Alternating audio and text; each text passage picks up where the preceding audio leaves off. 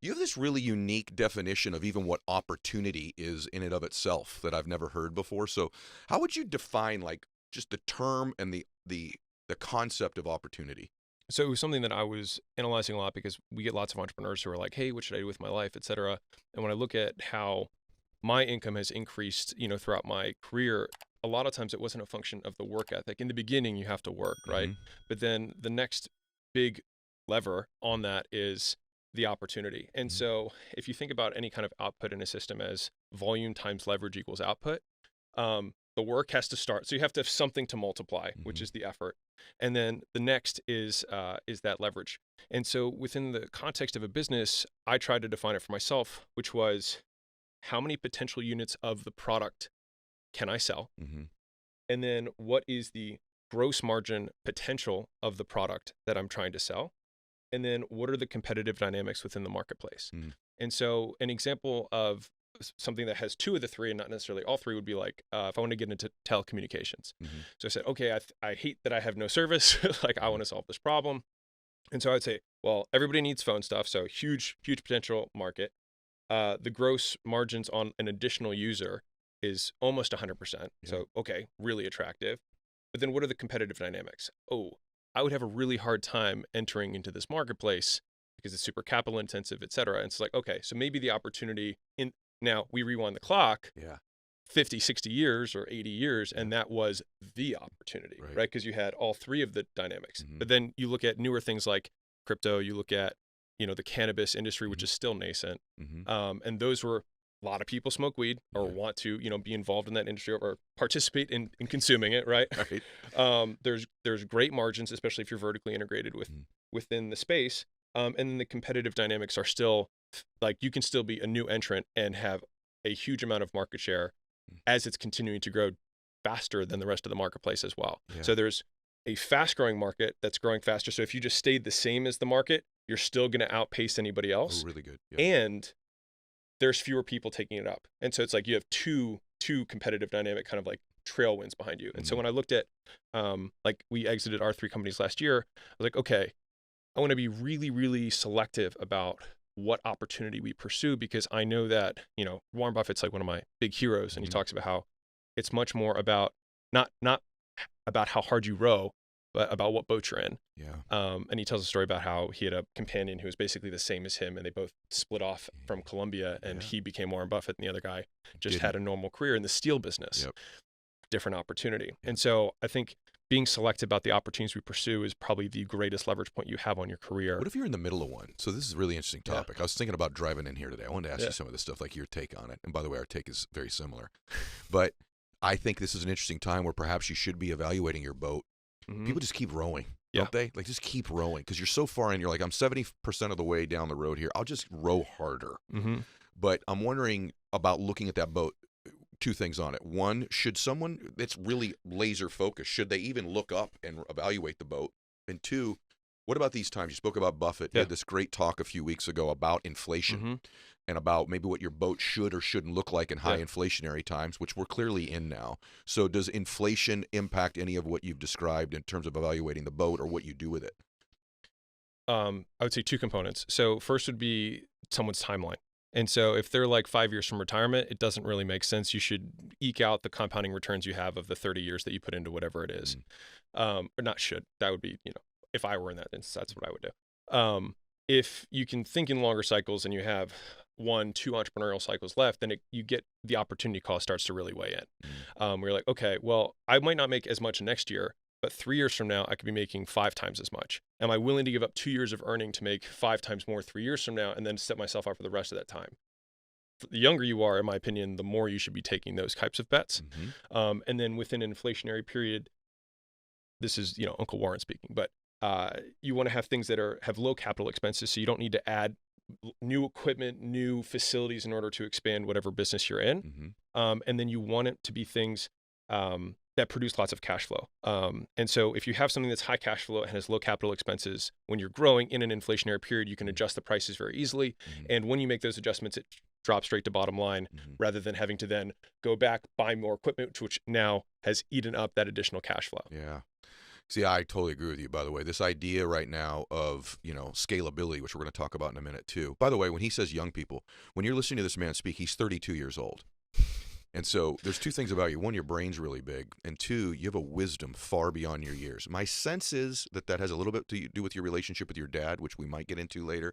And the other is just vast amount of experiences you've crammed into basically your 10 years or so post-college, right? Yeah. One of the things you've been pretty good at doing, though, is using leverage. And leverage to most people typically means borrowing money from other people. Oh, yeah. But you define leverage freaking brilliantly. So talk Thank a you. little bit about what real leverage is and the way you define it. So leverage is the difference between the inputs and outputs in a system. It's the discrepancy between what you put in and what you get out. So if I have a lot of leverage, then it means if I put a little bit in, I get a lot out. If I have low leverage, I have to put a lot in to get a little bit out. If I'm working at a froyo shop, I have to put a lot of time in to get a very little amount of money. So I have very low leverage. If I do put a deal together, right, and I make a couple phone calls, and then that deal yields me $10 million from connecting parties and then maybe underwriting something, all of a sudden, that's a lot of leverage. So I put a very little bit amount of time in, I get a lot of money. And so the idea of using more leverage is looking at what my inputs and my outputs are and figuring out how I can create bigger and bigger discrepancies between those. Are there different types of leverage other than just money? Yes. Which are? So anything that increases your output without per unit of effort is leverage. And so that can happen in the physical space. So like a literal lever increases your leverage. If we take this podcast and you put it on YouTube, that was leverage because we put the same input in, but then we get more output. If I have a cold calling system and I'm able to now dial 10 phone numbers per minute because I have a dialer that's doing outbound, I have more leverage per unit time.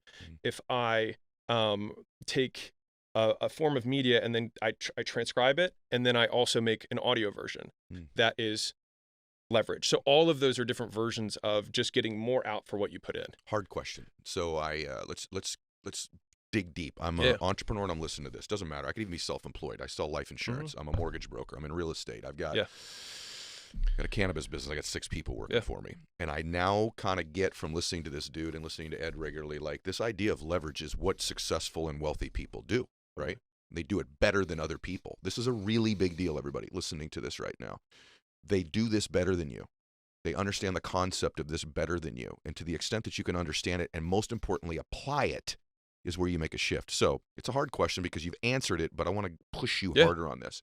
If I have any type of business right now and I've evaluated the concept that you've described here, how do I apply it? What do I look at in terms of buttons I could push to get more leverage? Yeah. So Naval Ravikant does a really good job of defining his 4 types of leverage. Now, within those, I described a lot of different leverage around one, which is media, right? But you have leverage around labor, which is you buy other people's time. So that is the first version of leverage. So is there something that I'm currently doing that I can pay someone else to do to gain time back and then use the excess time I have to make up the difference? So if I can pay someone $10 an hour and I know that I can make $50 an hour on the phone selling, then I can pay somebody to do any of my tasks for $10 and then I make up the time selling. Stay on that. Brilliant. We're going to go to the other 3, but just stay on that. This is something I struggled with young. I don't know if you did. When I was young, I didn't have a lot of capital. I used to think, no, I will do these things because I can't afford the expenditure right now. Were you ever that way when you were young in business? Totally. I just held on 100%. because I'm like, I had this scarcity idea that this may be the $2,000 a month that keeps me in business. Yet it was the very thing that kept me in the small business I had. I think you got to work double time. There's no real sexy answer that I have for that, which is just like you have to work the normal amount you would to make your money, and then you have to make enough, and then you work again to make someone else's money, and that's in the beginning. So it's like I'm making my job and I'm making someone else's job so that I can buy that time that I used to work to pay someone else to then make more money in that period of time. Really good. And the big thing that I think a lot of guys, because on the flip side of the entrepreneur space, the influencer or whatever space, people are always talking about buying your time back, but then they don't talk about what you do with the time you bought back. So if you just buy your time back and don't do anything, you're going to make less money. Want to be clear. Yeah. But because I had an entrepreneur who was talking, he was like, I bought all my time back. He's like, but I'm really not making it. I was like, you're not doing anything. Like you still need to work. You just got to now work on higher leverage opportunities, more dollars per time. So in that input is my time, my output is my money. So it's a higher leverage thing on my time. What are the other 3? So you got labor, which is Yeah. the most operationally complex and heavy of the types of leverage. The next one is capital. If you can raise money, leverage other people. That's the one that, the mortgage brokers, et cetera, they're Yeah. more familiar with, real estate guys. Because if I don't have to put any money up and I can buy something and then I can sell it for more money, then I get to make the difference between those two things. And I used it on basically someone else took the time to earn the money, and then they just gave me that time. If you think of money as a tradable unit of time, that I got to borrow and then make the difference on something. Brilliant. The third one, and I think 3 and 4 kind of go hand in hand, but it's, you've got software, so code, and then media. So code is just, you write code, and it takes you one-time investment to get the thing to do something, and then every additional time. So the input was the time I took to build once, and then every additional person who uses the software and gets a benefit from it, I get almost no incremental cost. And so that's leverage. And then with the media side, we said it earlier, if it takes the amount of time for us to make this one podcast, if one person listens to this or a million people listen to this, it's the same amount of effort. Yeah. I told you guys when I introduced them that this would be stuff you've not heard before. So, and it is. There's another type of leverage, and I really related to this. I'm 20 years further down the road than you on some of these things, but I very much relate to some of the things you talk about. Obviously, you have this relationship with your dad. Maybe we'll go there, but that you were, just trying to prove him wrong all the time. But you said something in one of your quotes. You said, I found out later that I was constantly trying to prove a fictitious person wrong. Meaning the type of leverage that I got on myself when I was young was, I'm going to prove them wrong. I'm going to prove them wrong. And it was like this. I mean, I think the best way to describe me as an early entrepreneur was a little bit angry. And I leveraged intensity. Yeah. I leveraged anger. I actually leveraged fear of losing to this fictitious person, of them being right. And by the way, some of that probably served me really, really well. But I don't know that it was healthy long term. So what about that, getting leverage on yourself idea? Would you recommend someone operate out of that space? And talk about your own journey on it. I would recommend you use the resources you have to create the life you want. And so if the cards that you have dealt right now are anger and fear and disappointment, then you can either wallow in those or you can turn something good out of it. And so, I mean, I love the saying, you can either let life beat the strength out of you or you can let it beat it into you. And I think that you can use that. You could put pain, you could put disappointment, you could put fear, you could put whatever that life, thing is. And so it's just a decision of whether these circumstances are going to serve me or I'm going to serve them.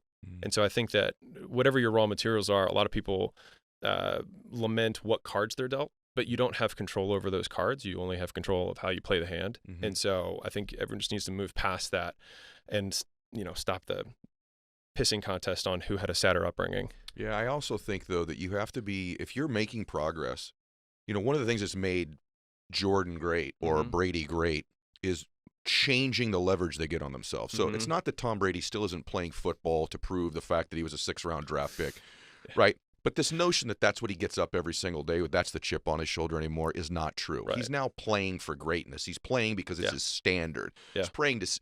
So, and I find with a lot of entrepreneurs, they don't ever change the leverage. And so when they get to where they have proved that fictitious person wrong, or they have gotten to where they are no longer starving, they don't have any mechanism to drive themselves any further. Do you know what I'm saying? Like, I do. I think a lot of people are just oblivious to the fact that you've lost leverage. I'm not motivated anymore. I'm not inspired.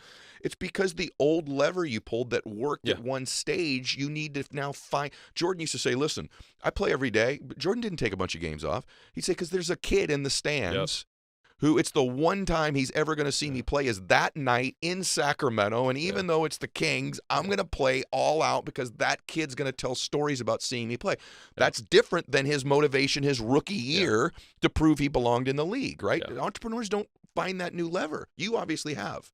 I've made some content on that specific thing that Michael Jordan said, so I super resonate on that. Like that was my biggest of the whole series that I watched. That was like the point where I like had to pause and like chew on it. But it really made me appreciate like every podcast, every opportunity that we have to share something to really try and bring it rather than call it in. You know what I mean? But yeah, for me, my leverage has changed. I think I was really angry, younger, and more fearful than angry. Me too. Just the idea of the disappointment and him being right was just like unbearable. Him being dead. Yeah. Yeah, isn't it? I think that anger is typically the manifestation of fear. Yeah. And so when I say angry, I wasn't throwing chairs all the time or anything like that, but there was this almost like game day intensity type anger every day to the way I approached my life and my business. So let's just touch on it since we've gone there for a minute, because everyone has these different things that move them. But as I get it, your dad was a doctor, and just no matter what you freaking did, it was just never good enough, right? It was just, hey, man, you got a 99 on the spelling test. What was up with the one you missed, right? Or, I made millions of dollars, Dad. Yeah, but you're a Vanderbilt magna cum laude, blah, blah, blah. Why aren't you a brain surgeon or a neuro or whatever, right? So this was a driving mechanism for you. Has it been resolved now? And I think a lot of people can relate to this. I'm going to prove my parents wrong. I'm going to prove this hater wrong. I'm going to prove this friend of mine wrong. Yes, it has been resolved. I think I kept leveling up the ante of like, I want to make as much as my dad. I want to make more than my dad. I want to make more than my dad's ever made his entire life. Like, all of those kind of like points. And then once I thought it was beyond contestation, it was undeniable. And that was that was my first goal. It's like, I wanted it to be beyond reproach. I didn't want there to be a pause or a whisper or a hesitation in saying you won. And so after transitioning from that, it was like, but I didn't have a gap in motivation though, to be honest. Me like, either. yeah, okay. So I I didn't really have a gap from there. It was just, what else can I do? Yep. And how big can this get? And I want to see what life looks like when we're there. I think that's the separator though. I think most do. And I think the reason you've had multiple exits and then you decided, okay, I'm going to get into social media, and then you've been good at that, right? I think that's because you haven't had the gap. But I think you'd agree with me. Vast majority of people listening to this either have not become successful yet or get to a particular level and they bought their time back and then they do nothing with it. Yeah. Like what you said, they just can't find that starvation fear thing that they had when they were broke.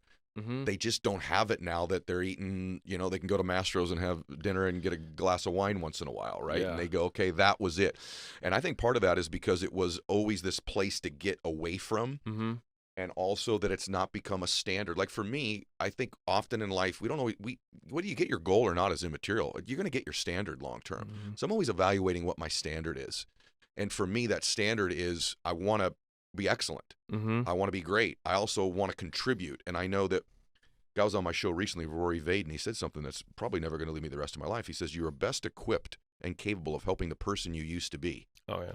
But what I heard was, that's why it's incumbent upon me to keep growing and changing so that there are previous versions of me, of people that I can help. Like I look at you and there's a part of me when I was studying your stuff, I'm like, I'd like to become close to this dude because I think I can help him. Because I've been the 32-year-old successful dude. You've got a great wife that you talk about all the time. I want to watch you the next 20 years like legit change the planet. Because I think you have the drive and the intellect and the experience to do it. So, but speaking of that time, the next 20 years, I have this debate with my friends all the time, man. I'm like, so if you could give up all of your money, but you could get 10 years back in your life, would you do it? Would you go back to 15 years old again?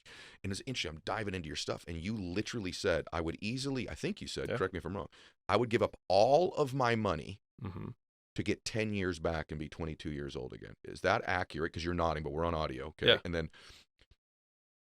And then you also connect it to what the next 10 years also means or doesn't mean to you. Yeah. Everyone, like, just get ready for this answer right here because it's awesome. Go ahead. Well, I play with time a lot in terms of like when I think through decisions. And so I was thinking about my 85-year-old self, and I do think that I'll be a billionaire or multi-billionaire, just looking on the math if I don't change anything right now. And I know that man, looking back at me today, would trade everything he has to be 32 again. And not only just 32 again, he'd be 32 and picking up trash, having nothing. I know that I would trade all my wealth to do that. And so to the same degree, if I were to look 10 years into the future, I know that 42-year-old would trade everything he has to be my age again. And so it forced me to take a new look at what I was supposedly sacrificing time, et cetera, for something that I know that I would willingly trade back to have the moment. And so it made me experience the present through old eyes anew. Oh my gosh. And what's that mean? Does that mean that you choose what you're doing more carefully? Does it mean you're more present in the moment? What is, how does that apply and manifest itself? This is something that I think a lot about. Me too. So Caleb's probably nodding in the back. I call it the grandfather frame, because give me 2 minutes. You got it all. So you can have 10. So there's something called the frame of the veteran, which Mhm. is if you're really upset about something, if you imagine that thing were to happen 1,000 times in a row every single day, all of a sudden it starts to become immaterial because it's just how you expected it to be. It's always this way. If every time you go to traffic, it's always an hour, you're not going to get as upset about it if you know that happens every single day. And so it's called the frame of the veteran. And so that was really good for helping me decrease stress earlier on in my entrepreneurial career. I'd used that frame. But I was like, I wonder if I can think of a different frame that would allow me to experience gratitude, because it's something that I've struggled a lot with. I'm just not an inherently like, I don't 5-minute journal every day. Like, I'm just not that guy. And so when I think about my 85-year-old self waking up in a body that doesn't hurt, right? And I wake up to my wife and I look at her and I'm like, man, she's so young, because I'm 85 and I'm coming back to revisit this moment. And I'm thinking about the problems that I'm experiencing in the business. I'm like, how cool is this? I remember when I was doing this stuff and experiencing these little problems. I'm like, this is cute. You know what I mean? And it just gives me this huge veil of like serenity, for lack of a better term, Perfect term. to experience the moment through different eyes. And then to the same degree, when it comes to like the rush and et cetera of like growing the business and whatnot, I think what it does is it's almost like an Occam's razor of focus of like, what are the few things that matter most right now? Are we truly helping the customer? Because when I'm 85, I'm not going to care nearly as much about the money I made, but the people I helped. And so I think it keeps the main thing, and it allows, at least for me, and I want to be very clear, I try to keep this frame at the forefront of my mind, and I practice it, and it takes time. And I catch myself getting angry. I'm like, hey, if I was 85 in this moment, how would I think about this? And then it reframes the whole situation, just like the frame of the veteran does. And so I'll tell you a short tactical story of this. So this is going to sound really lame, but I had a cat and it was 2 years old, and my wife and I loved the cat. Really cool dude. Anyways, he died, had some weird heart thing. And I thought to myself, he's 2 years old. What if I had expected that he was only going to live 6 months? I was like, what if that was what all cats normally only lived, was 6 months, and I got him 4 times longer than that period of time? And so it shifted my my sorrow into gratitude for just all this extra time I got to have with this little cat. Now you can take cat, you can make it whatever you want, but like that reframing things has allowed me to decrease my emotional reactivity to circumstances so that I can make better decisions in the present around people, business, et cetera. And so that served me well. I am blown away that a 32-year-old has those thoughts. But I love you because I've been having those thoughts all my life.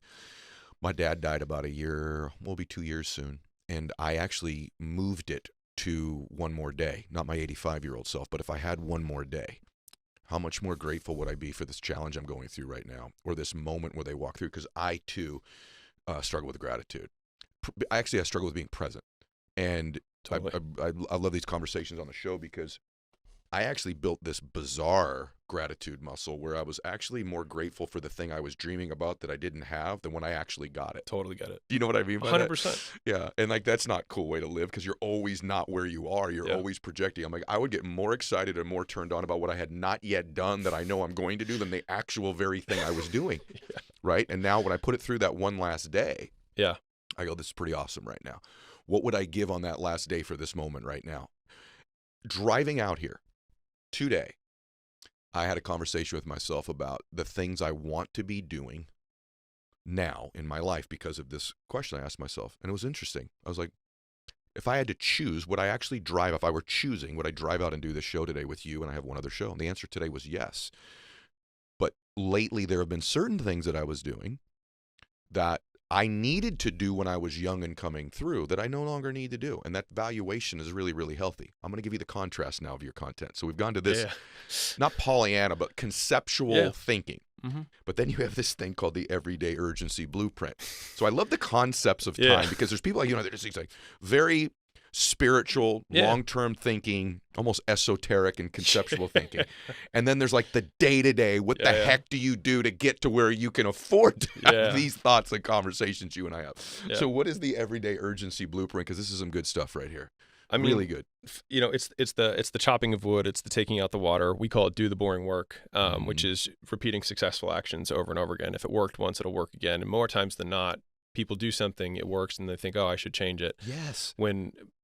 So one of the big concepts that I preach, at least in business, is that simple scales, fancy fails. And so the idea is, how can we take something like with scale comes complexity. We do not need to add complexity to a system. If you take 100 phone calls a day and you turn it to 10,000 phone calls a day, there is inherent complexity that gets added because you have more communication lines from different people. You have systems that have to organize it, et cetera, et cetera. And so we don't need to go do more fancy things. If we simply do the volume, the complexity will come. And so we don't need to add the additional variable of complexity to scale. It happens on its own.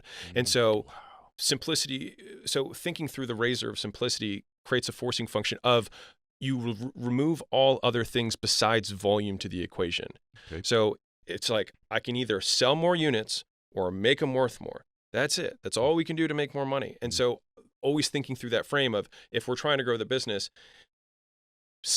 do more of the thing, right? Yep. Right? Or make the thing more expensive or worth more to the customer so we can charge more and ultimately make more per customer. And so anyways, that has been always like the rubber meeting the road of the grandfather frame of gratitude down to like, you have to do the stuff that makes the money. Yep.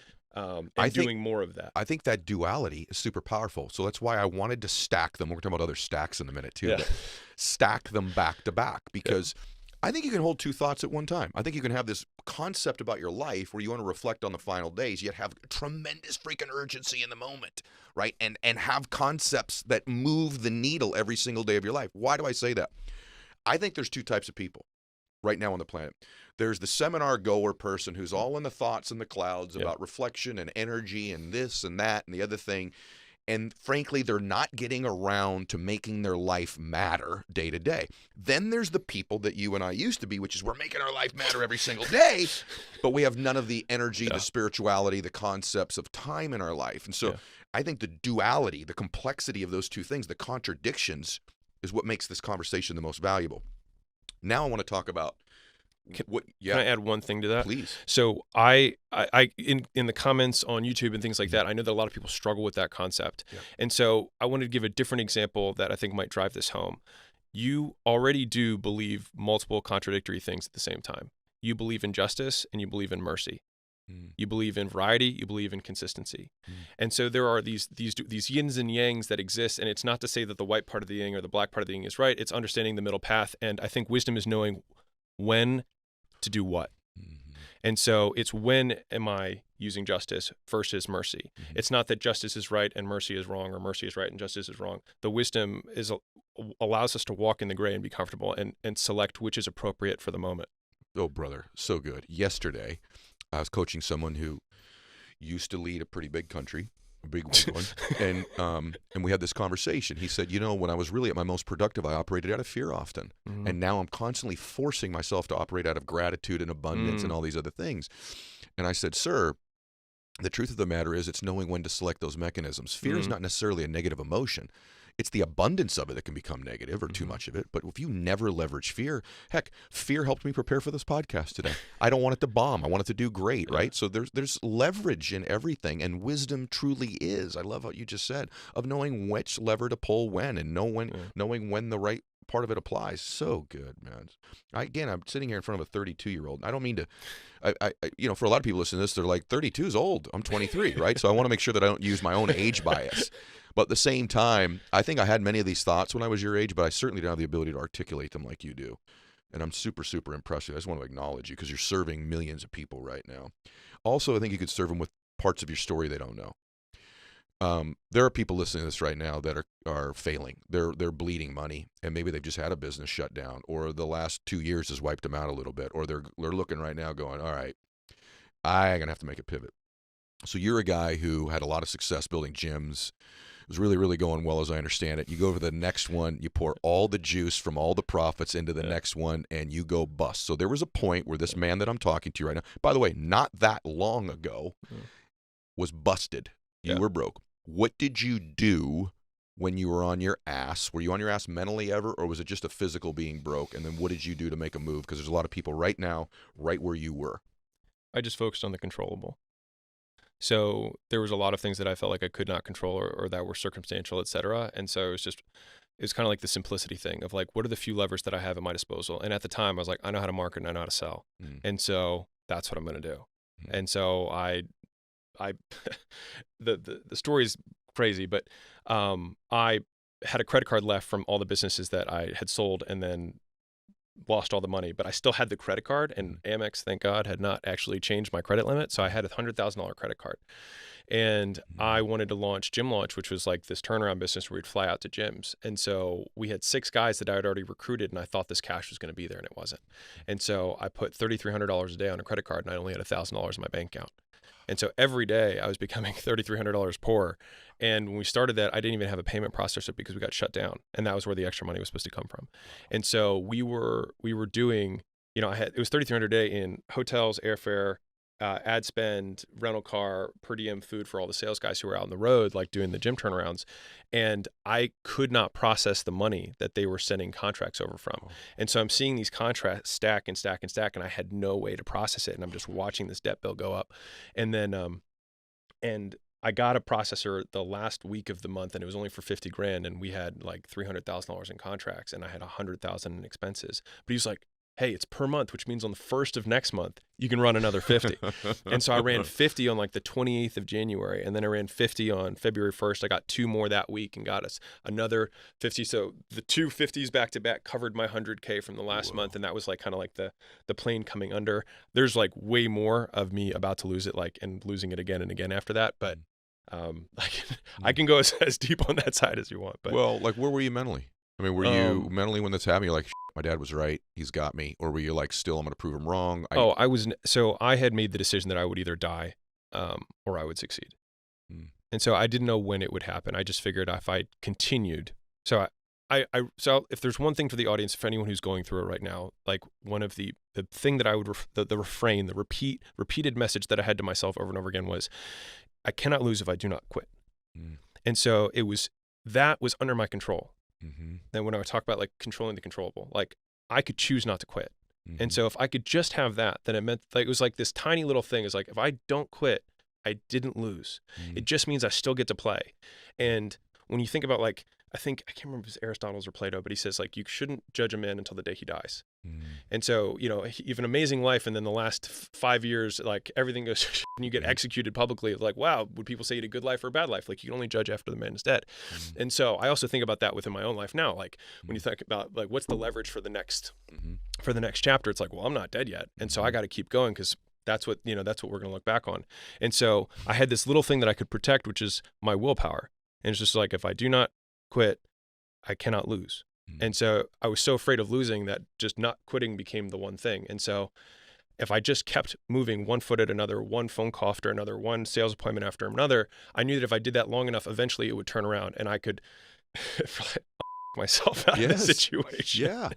Wow. I'm blown away because I have equated only losing with quitting all of my life. And the reason for that is, I just want to share because we're going back and forth. When my dad was an alcoholic when he got sober. I said, Dad, are you never going to drink again? He goes, I can't promise you that. I'm just not going to quit for one more day. Or I'm not going to drink for one more day. And many, many times in my business, I'm like, I am incapable mentally now of saying I'm never going to quit. That's a like 80-year decision based on a bunch of crap right now. But I can decide not to quit for one more day. And that means I have not yet lost. I literally equated quitting with losing. And so no matter how behind in the score I was, I had not officially lost the game. The clock has not run out until I go, I quit. And so I was still in the game. So this concept, I love when someone says stuff and I put it through my life barometer, my meter. I'm like, nope, I did that. You're exactly right. I know someone who did that. You're exactly right. What a great answer. Now, you're talking a lot about stacks. By the way, can you guys, if we done a show, by the way, that moves this quickly through stuff before, like, bam, bam, bam, let me get more in your brain, let me get more in your brain. I almost feel like I'm using you today, you know what I mean? Like, I'm just working this dude through the whole show. But it's great to have somebody on that I can just keep working for my audience because this is my family. Sometimes when you're talking to somebody like, all right, let me help you along here with this. With you, I'm just like, go, go, go. Give him that one, give him that one, give him that one. And I love that about you. The stack stuff is super cool to me. And I love the terminology used. So now we're going to move a little bit back over to marketing and branding and all that kind of stuff. You have this thing called the scarcity stack.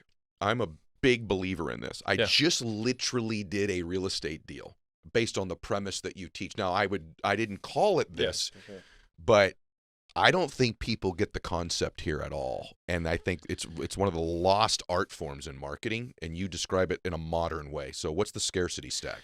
So if we think about all exchanges as forces between supply and demand, right, within a marketplace. And I think the more cycles I have in entrepreneurship, and I understand that I'm still young in the game, the greater and greater appreciation I have for those simple two forces of supply and demand. And what's interesting is that you can influence demand, or you can artificially stimulate demand by marketing stuff, by increasing awareness about your thing, right? And so more people find out about it, so your demand goes up. And so that artificially shifts the demand curve in your favor, and so you sell more stuff, right? The other side is not nearly as well used, and I think is almost as powerful, if not more powerful, than the demand side, which is how can I cut supply? And the first time I really saw this happen in person was I was at an Arnold Schwarzenegger charity event at his house, and they wanted to introduce me to some of the big donors because we're big donors, and the guy was a jewelry like mega dude, right? And so he was like a first generation from Serbia, hard dude, but he sold like $500,000 watches, things like that. And they had just raised the prices for the charity event from $15,000 to $25,000. And the charity organizer who made the introduction was like, "Yeah, we listened to George. He told us to do this thing. I was a little nervous about it." And he just said it so matter-of-factly. He said, "Whenever demand increases," he said, "cut supply." And when you look at what Chanel and Louis Vuitton and some of all these luxury brands do, is like they are masters of scarcity. And so when you can get someone into a FOMO situation where they fear missing out, you can actually trigger this incredibly emotional decision. And what happens is you decrease the action threshold. And so you have a person who normally wouldn't take action. And so the scarcity, the fear of missing out on this opportunity decreases their threshold of taking action, and they walk across the line. And if you use this concept of scarcity and use it within your business, where the way I like to think about it is that, so whoever's listening right now, if you have a business, or even if you're a salesman, whatever, if you were to 100x your volume tomorrow, you probably couldn't handle it. And so there is an actual cap on your business as it currently stands. You're just not articulating it because you're afraid of saying, well, if I can only take 10 people, then they'll think I'm a small business or whatever. But if you said, I only take 10 people, even though it is your actual cap, it has a very different feel to it. And what happens is you now actually pace your business at a point where you don't overextend yourself, and you create a stronger pool of the customers into your world. I'm just looking at you. I don't want you to stop, just so you know. When I'm looking at you like that, it's not I want you to stop. It's brilliant, and it's totally true. And to the extent that, here's what I like. If you can listen to the concept stuff and then do the hard work, those of you that are listening or watching this, to the application in your business. So this scarcity idea, you go, no. I'm in the protein business, so we have unlimited amounts of protein. Then maybe the scarcity isn't the product. The scarcity is the time. Meaning that if they don't hurry up and start doing it, every day they fall behind, like saving money. If you're in the financial services business, you go, no, there's plenty of these contracts for investments or insurance. Yeah, but every day they don't move forward, there's a scarcity of time that they can make up for with the compounding of money. And so getting the concept of FOMO, or the limiting amount of it, or how few people do it, absolutely increases value proposition. Yeah. So good. It's for the salesman in the room, right. Think about it in terms of the opportunity cost or the cost of inaction. And so the nice thing is that you always have a cost of inaction that's amounting, and so that will typically stack in your favor as the salesman with every second that passes. And so all we have to do is direct the prospect's attention to the cost that is already happening, but they are just not aware of or focusing on. And so we just direct the attention, and then all of a sudden what was non-existent becomes a problem. And so you see this in politics all the time. Whatever they're talking about more becomes the hot topic of the election, but it's only because they're putting attention to it, not because people actually care more or less about it. Right. They're telling us that we should care more or less about it by the attention they're putting towards it, right? 100%. And so the media are masters of this. And by the way, these things work so well, everyone, that you have to leverage them ethically. Yeah. This is one of the things I just want to say up front, because these concepts of scarcity and FOMO, it has to be ethically stated and truthfully stated, because long term, if you push these levers the wrong way, you'll destroy your reputation if there's not a factual basis for what you're describing. Okay, a couple more stacks. I'll give you please. So there's two elements of trying to create FOMO, besides like risk reversal is a whole other thing with guarantees and things like that. But there's scarcity, which is a function of the number of units, and then there is urgency, which is a function of time. And so a lot of people say scarcity and urgency, but they don't know the difference between the two. And so urgency is, it doesn't matter how many units I have, the deal ends tomorrow. Yes. Right? And so if you can't introduce that, and so I'll give you an example of like, well, we have protein. It's like, well, you have protein, but I may have a Valentine's Day special that is ending this week. And then next month I might have a spring special. But the thing is when I'm articulating to a prospect, I can say, hey, this particular promotion ends tomorrow or ends in 2 days. Like you should get this started to get your loan application in, because like I can't guarantee that as soon as we get into the springtime, we're going to have the same things, right? And then with the scarcity component, it's a function of units. And what you were saying earlier, there's always a way to think about it. Like with the protein, I thought of a different example. I thought of flavors.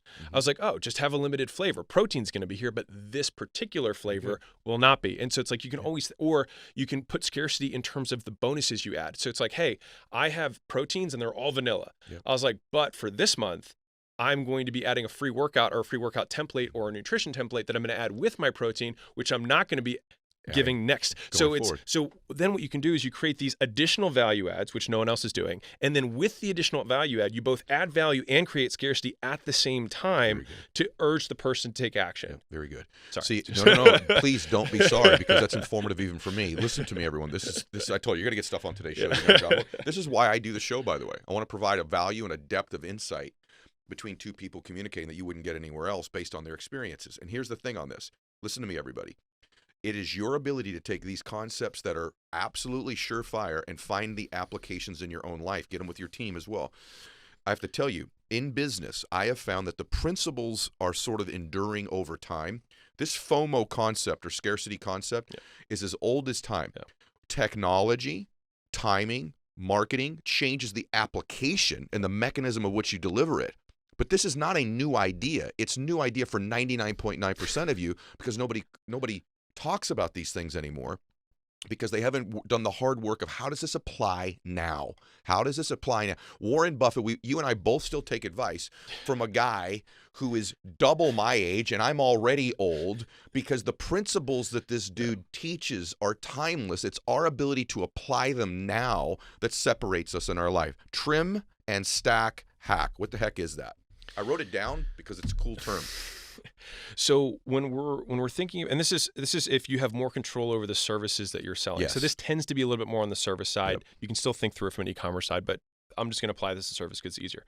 So the first thing that we like to do when we're thinking about creating a new product line, or when I say a new service line, we think about what are all the problems that our prospects are suffering from, and what are the things that are coming up on sales calls that they're saying they're struggling with, or they wish that we could solve for them. And so we think about, and the way to think through this is tactically, what has to happen step by step by step. And there's 100 mini steps. Like you think, oh yeah, we do these two things. If you really chunk down and zoom in and look at it's like, well, they have to click this thing, and then they have to integrate their whatever. And then they there's all these micro steps. And so we list out all of these problems, and then we translate those problems into solutions. And so we word it as solution wording to the problem that we are solving. And then once we have, okay, these are all the problems that we're now solving. These are the solutions. Okay, now how do we deliver on these solutions? So we can think about this in terms of like we could have a portal that does a training. We could do some sort of one-to-many thing. We could have a semi-private or small group. We could have it be in person. We could have it be remote. We could have it be a phone call. We could have it be a chat support. So I have something called a delivery cube, which kind of goes with this in terms of how you get into levels of service. So on one level of the cube, you have what is the ratio of the people. So like I said, 1-to-1, a small group, 1-to-many. You have the speed of response. So is this going to be we respond instantly, or is this we respond in 24 hours, or we respond by the end of the week? Is it something that we have and then it's the quality of the service. Are you going to just get a frontline support rep, or are you going to get a VIP, concierge?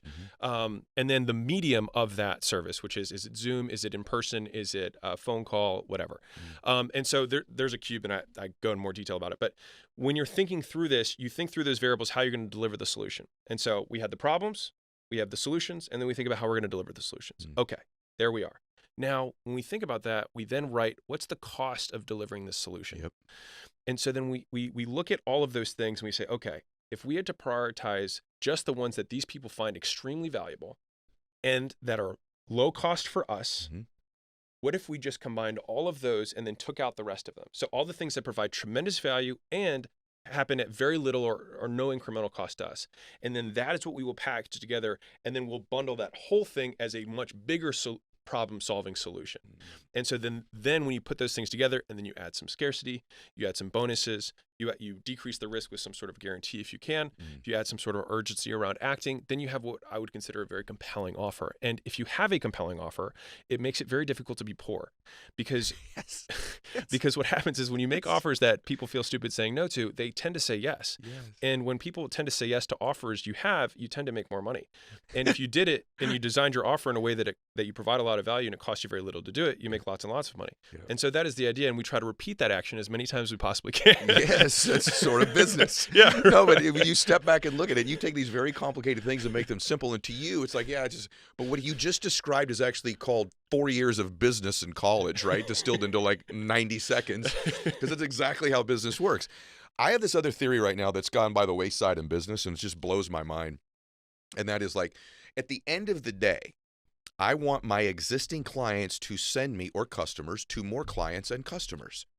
And of all of this stuff, it's like I'm blown away by how little time, and I mean like almost none, with independent contractors or big old companies spend on the product and the client or customer experience with you. What did I feel? What energy did I get that would make me want to tell someone else, you should have the same experience I had? Yeah. They spend all this time on everything other than that thing, which is the only thing that will cause your business to grow without your effort afterwards. So I want you to talk about that. This is like my favorite topic. So Okay. I'm very excited about this. Okay. So I'm going to quote Naval Ravikant because I love this quote. He says, you only sell because you don't know how to market, and you only market because you don't know how to build a product. Oh, gosh. And so the idea is, let's break down things to the basic units, right? There's only 5 ways you can get more customers. Number 1 is you reach out to people privately. So you cold call, cold DM, cold email, whatever, right? The next one is that you make content that attracts people to you. They find your stuff, they discover it, right? The third is that you run paid ads, right? And then the fourth is that you get affiliates and partners who are other businesses who serve people like your customers and refer them to you. And then finally, customers tell other customers. Yes. So here's what's interesting is that if you think about when we talked about leverage, so this is going to come full circle, which is great. The first 4 that I discussed they are linear in nature, meaning if I make 10 more dials, I can predict how many customers I'm going to get from that, 10 more reach outs, or I spend $10 more on ads, or I make another piece of content. It's relatively predictable in terms of what's going to come back. It is a linear equation. You add more in, you get more out. With a quadratic equation, you get an exponential. And unfortunately, in the entrepreneurial space, people are like, exponential. They say it a lot, but they don't know what it means. It really just means it multiplies, which is not what exponential is. But with a referral or a customer telling another customer, 1 person tells 2, 2 tell 4, 4 tell 8. And so one of the difficulties that I see a lot of businesses get into is they get to 3 million, or they get to 10 million, or they get to 30 million, especially like consumer products. There are constants in business. One is that the cost of acquiring a customer will go up over time because impressions will cost more money and you'll have more operational drag on your business. And so if those 2 are constants, then you have to have an opposing force that cannot be linear in nature that's going to contradict that. And so if you are in a consumer-based business, the only one that can counteract a one-way direction of increasing cost of impressions and infrastructure is the decreasing cost of acquisition, because every time you get a customer, that customer brings you 2 more customers. Yes. And so that is like the great equalizer in business. And I had a firsthand experience with this recently with the book, the Offers book, because I made 1 post about it, and I didn't have a following a year, 2 years, whenever I put it was a year ago. And that book, from what I understand, is sold more than New York Times bestsellers. I just didn't do the politics thing. But right now it's sold over 200,000 copies in the first year, and I have no paid ads. I have no anything. It was just because people were like, dude, you should check this book out. Yeah. And so I say that to say, like, if you nail that piece, everything else gets easier, and it's much harder. It's easier to market and make money in the beginning, and then harder to fix it once you have a bad product. The reverse is also true, is that it's harder to spend more time in the beginning fixing the product, but then when you scale, it's easier. And so the question is whether you want it to be hard to break through, and this may not be real for some of you, but like once you get to a $10 million enterprise, like it gets very difficult to break through that barrier if the product's not that good. That's right. And it's much harder to take the time and effort to fix the product. And I'm going to do a quick segue here because this happens all the time. So this is just at least our experience with the portfolio companies we have. what got you to, 1 or 3 million is not necessarily what gets you to 10 million and 30 million, because in the beginning you need to sell something to someone. That you have to promote it. You have to promote the stuff you have, otherwise no one knows about you and you're obscure. And so people have to buy it. Where people make the mistake is that they get this positive reinforcement from the fact that they marketed and sold and think, I need to do more of that. And I'm going to say, yes, you will, but just not at this moment. Because at this point is actually a pause point. And the goal is not to even necessarily make tons of profit at this point. The goal is to fix the product such that you start to generate a significant amount of business from referrals. Until that occurs, there's no point in adding more gas to the acquisition engine, because you're basically just setting yourself up for failure at a later point that will then reach a point of equilibrium where the only way to grow is to sell more people. And at some point you will run out of people to sell, depending on the niche that you're going after. And so the idea is to actually alternate. So you focus on the acquisition in the beginning. You get we always say one product, one avatar, one channel. That's what you have to do to get to 1 to 3 million. And so at that point, then you fix the product. And if you fix the product, you will sneeze your way to 10 million without doing anything else. And then once you're at 10, if you have fixed the product and the customer experience such that you have a large percentage of your business coming from word of mouth, now you've extended the LTV of the customer, you have increased gross profit per customer that you can now spend profitably and outcompete everyone else who just wanted to bulldoze their way to 10 million with a lower LTV. And then you can go crush them on every other channel that they're on. And then you go back and say, hey, we're going to build a cold email team. Hey, we're going to build a cold call team. Hey, we're going to build a paid ads team. Hey, we're going to build affiliate partners and channel partners. And you can do that because you have so much fucking extra profit per customer because you spent the time up front to fix it and make it good. And you'll sleep better at night. And you've got proof of concept, so you just scale the crap out of it. Yeah. No one's ever said that on my show. No one's ever said that to me about the pause part in the middle. And one of the most insightful, really you would have had to have already done something significant in your life type breakthrough thoughts that someone's ever shared on the show. And I almost want to move it to the very beginning of the show because it's so important. I hope everybody stuck around for that. I got one last question for you. First, I like you a lot. I respect you a lot. Tell us where they can find you. Hey, it's Ed Mylett. I just wanted to thank you for being here, and I would ask you to please subscribe to the show. If you just click the subscribe button here, I would really appreciate it. It helps the show grow so we can get even more successful guests on the program to help you. At the same time, if you're subscribed, you're going to get access to the programs before anybody else in the world gets access to them. So if you would, click subscribe right here. Thanks so much. By the way, he's got a new book out called $100 Million Leads, How to Get Strangers to Want to Buy Your Stuff. And I think it's the book launch, I told you this off camera, I've heard the most about ever. He had a few people participate in it. How many did you have? Tell him. Yeah, we had 500,000 people who signed up for the event. We had just under 200,000 who clicked to join live. The moment we launched, it was wild. It was a whole city. And I said to him, I said, well, how'd you do it? He go, actually, I did the stuff in the book. Yeah. Give us a couple specifics of what that means. I'm going to give a little bit more context and I'll give the better answer. So $100 Million Offers, which is my first book, was an offer about making a proposition to somebody that they would say yes to. So how to make offers so good people feel stupid saying no. And the first question that you need to answer when you're an entrepreneur is, what do I sell? Right? And so you make an offer. And that's why that was the first book. And so the offer book itself was what I would consider a meta book, as in it both... The goal was that I demonstrate the concept while also teaching about it in the book. And so the book itself, I premiered it for $1.99, and it came with a course that most people would charge $5,000 for, and I gave that away for free and did no paid advertising whatsoever. And it continues to sell 25,000, 30,000 copies a month. This month, obviously, way more than that because of the launch and whatnot. But it does more every month than it did the month before, and it's still top 100 2 years later. Now, the next book answers the next question. So once you have something to sell, then you're like, well, who do I sell it to? Yeah. And so you need leads. And so that was why the second book is $100 Million Leads. And so leads mean a lot of different things to a lot of different people. But most people agree that they're the first thing that you need to have to get new customers. Hello. Right. And so the thing that creates a lead, and when I was trying to go through this book, I was like, what is a lead? And so I had a buddy of mine ask me that question, and I stumbled. I was like, a lead. And he was like, no, what's a lead? And so I was like, it's someone that you get name, phone number, email address. And he's like, okay, if someone follows you on Instagram and you can message them, are they a lead? I was like, well, yeah, I guess they would be a lead. He's like, okay, well, if I subscribe to your YouTube, am I a lead then? I was like, no, I guess not. It wouldn't be because I can't contact you in any way. And so we started going through all these things. If I knock on someone's door, are they a lead, right? And so we started going through it. And so we come up with a lead is a person you can contact. Okay. Now from there, you're like, well, there's a lot of people I can contact. which then gave me the conclusion that what people say they want is leads, but what they really want are engaged leads, which is a person you can contact, who's shown interested in the stuff you sell. So would you call it qualified lead? That would be the next level. Okay. So yeah, if you're looking on the lead continuum, you've got unengaged lead, engaged lead, a qualified lead, and then you go into customer and whatnot. And so, then the question is, how do you go from an unengaged lead to an engaged lead? And that one flip, just from there to there, is the entire book. After that point where someone raises their hand and says, I'm interested in your stuff, that is where the book ends. Okay. And so I wanted to show people how to get strangers to want to buy their stuff, not to buy it because that would be sales, but how to want to buy their stuff. And so in going through this, we made 2 4-boxes, and this took it's awesome 100 iterations to get here. I was looking at it again last night. It's awesome. It was really hard, as crazy as it sounds, because I came into it with a lot of the preconceived. I was like, what about earned media? What about owned media? Like I had all these, and I had to deconstruct everything into simply, you can talk to people one-on-one, and you can talk to people one-to-many. And there are people who know who you are before you talk to them, and there are people who don't.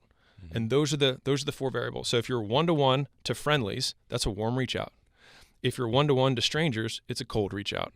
If you're one-to-many to friends, it's when you post content. It's to your audience who knows you. And if you're doing one-to-many to people who don't know you, it's paid ads. Gosh, that's good. Okay. And so those are the only 4 ways that a person can let other people know about stuff. Anything at all. Like if a girl's like, I just slept with 6 guys, she's advertising what she did. She let people know about it, right? And so advertising is the process of making known. That's how we define it. And so then you're like, well, if those are the only 4 things that I can do to let other people know about stuff, are those the only 4 ways to advertise? And so the answer is kind of like yes and no, because the other 4 are what I call lead getters. And so lead getters are people who let other people know on your behalf. Yes. And so they are where you get the greatest amount of leverage in advertising. Because, for example, if I were to say, okay, I'm going to hire a recruiter who brings me affiliates every month. And so I hire one person. So I do whatever amount of work it takes me to hire one person. And then I go and I sip Mai Tais on the beach, which we know that's not true, but just for the example. Now that person works every hour of every day bringing affiliates in. And then those affiliates, then either they do one of the core 4. They reach out to their friends, they reach out to strangers, they post content, or they make ads to their audience to tell them about my stuff. Okay. For money, free stuff, or both. That's the incentive. And so that is an example of a lead getter and how one day's work might create zillions of dollars on the back end by just having leverage, getting more for what I put in. And so there are 4. The first is customers. So you do the core 4. So I was going to ask you. Yeah, you do the core 4 to get a customer. Now that customer can then do the core 4 again to get you other customers. Do you feel that there's a priority among others? In other words, when you were saying it, I'm like, customer might be the best one. Oh, yeah. For sure. The reason I would say customer is more important isn't as much about the customer, but about what would make a customer want to refer is typically an exceptional product. And so if you have a better product, like you can incentivize any affiliate if you better put it product or better experience. Right. Exactly. Okay. So I'll quickly go through the 4 lead getters and then I'll explain the whole cycle in total. So you have customers, you have affiliates, which I talked about just a second ago, which looks like a customer referral, but it's a little different because it's another business who refers their customers to you. You've got agencies who can do the core 4 on your behalf. They can run ads, they can post content, they can do outreach all for you because there are agencies who do all those things. And then you have employees. So like I don't make my content. I have a team of people who make content for me. And so you can see how the first 4 things are the only things a human can do to let other people know about stuff, to advertise. The other 4 are the people you get from advertising who can then do the advertising on your behalf. And so the long-winded answer for like, how did I get 500,000 people there is that I purposefully took the 24 months leading up to that, because once offers launched, everything was about leads. So I knew that, the audience didn't know that, but everything that I was doing was knowing that in 24 months I was going to have my next book come out. And so I wanted to use every tactic or method in the book to advertise the book.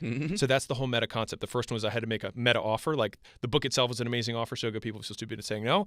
And then $100 million leads, I wanted to get as many strangers to want to buy my stuff using warm outreach, cold outreach, posting content, running paid ads, getting customer referrals, affiliates, agencies, and employees. So the launch itself is validation of the book itself. Yes. Keep going. And so the thing that always grinds my gears, and I think what I've strived really hard to do with the content that I make, et cetera, is that I always want the proof to be undeniable. And so like I started the presentation for the book launch with this little picture of a book that says how to market a book, and it has 14 reviews on Amazon. And whoever wrote this book, I hope I'm not just destroying you. That's not my goal. I blacked out the name. I don't know who it is. But I don't need to read the book because I already have evidence that the person doesn't know how to market a book, because if they knew how to market a book, they wouldn't have 14 reviews. So like I have real world evidence that the contents of the book are irrelevant. And so I wanted to do the exact opposite of that, which is if you're going to have a book about advertising, it should be advertised better than anything. And so that was exactly what I wanted to do, was just lean really hard on that and purposefully use only the things that I have in the book. And so, which was actually kind of fun for me. So like when we scripted out the ads, I have an ad creation framework that I just used the framework that I introduced in the book only. And with the affiliates, I had the structure that I set up in the book, I used only. Like I whisper tea shout, which is kind of like the method that you do to launch anything, or at least that I used to launch anything. Like we used agencies when we didn't have to, because I wanted to have an agency run it so I could talk about that. And then obviously the team did all the content. And so we used all 8 methods to promote the book, and then that is what resulted in. We had 137,000 people who came from paid ads. We had 104,000 people who came from affiliates. We had 27,000 affiliates sign up to promote the book launch. We had just over 200,000 people that came from content. And then we had, what am I missing? Oh, and then referrals. The rest were referrals. By the way, everyone hearing this right now, it's amazing to me.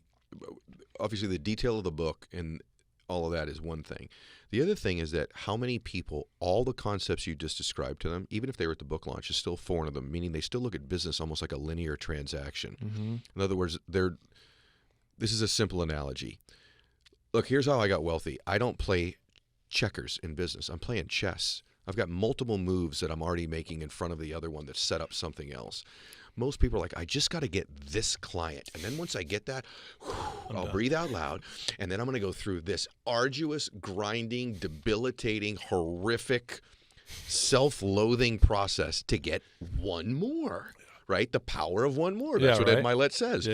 And do you agree with that, though? Does it still blow your mind how many people still don't get progressive marketing that stacks on top of one another?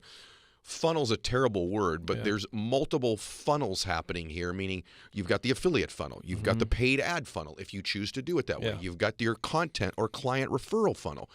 But most people in their businesses, they're still, what you just did is so brilliant, it's like washing over them still, even of the 500,000 people that were there. You and I know this.